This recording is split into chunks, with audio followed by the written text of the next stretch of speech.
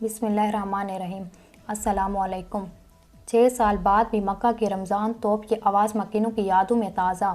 مکہ کے شمال میں واقع پہاڑ ابو المدافع پر موجود توپ کو رمضان کا اعلان کرنے کے لیے داغا جاتا تھا۔ اسے آخری بار 6 سال قبل داغا گیا تھا۔ اس توپ کی آواز اب تک مکہ کے رہائشیوں کے کانوں میں گونج رہی ہے، جن کے لیے یہ روزہ کھولنے اور نماز کے اوقات اور رمضان کی ابتدا اور اختتام جاننے کا ذریعہ تھی۔ برسوں تک پہاڑ کے قریب رہنے والے لوگ رمضان کے اعلان کے لیے اس توپ کے داغے جانے کو دیکھنے کے لیے اونچائی تک چڑھتے تھے۔ پورے رمضان اس توپ کو افطار اور سحری کے وقت داغا جاتا تھا۔ عرب نیوز کو دیے گئے ایک انٹرویو میں مکہ پولیس کے ایک ترجمان میجر عبد المحسن، جن کی ذمہ داری توپ کی دیکھ بھال ہے، نے توپ کی عوام میں مقبولیت کے بارے میں بتایا۔ ان کا کہنا تھا کہ جب 75 سال قبل مکہ پولیس کا قیام عمل میں لایا گیا تھا، تب ان کو توپ کی دیکھ بھال کی ذمہ داری دی گئی تھی۔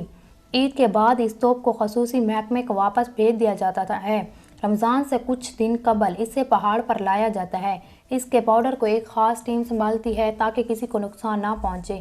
جبل ابو المدافع کے قریب مکہ کے ریاض ذاخر علاقے کے میئر فہد الحربی نے عرب نیوز کو بتایا کہ حال ہی میں خاتمے سے قبل رمضان کی توپ میں کئی دہائیوں تک تکنیکی رد و بدل کیے گئے۔ یہ مکہ کی تاریخ کی نمائندگی کرتی ہے۔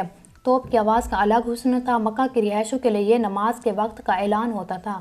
ان کا کہنا تھا کہ برسوں تک لوگوں کو روزہ کھلنے کے وقت کا بتانے کے اس واحد طریقے نے مقدس مہینہ کو ایک منفرد شکل دی، جو آج تک لوگوں کی یادوں میں محفوظ ہے۔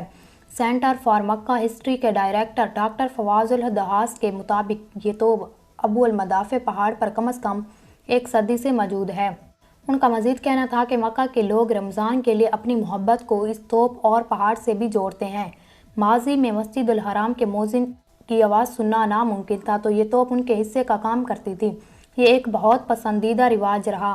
تاہم جدید ٹیکنالوجی، خاص طور پر مکہ کی مسجد الحرم کے میناروں پر اسپیکروں کے لگنے سے یہ توپ متروک ہو گئی۔ رمضان میں توپ کے داغنے کا رواج 15ویں صدی اور مملوک عہد میں ملتا ہے۔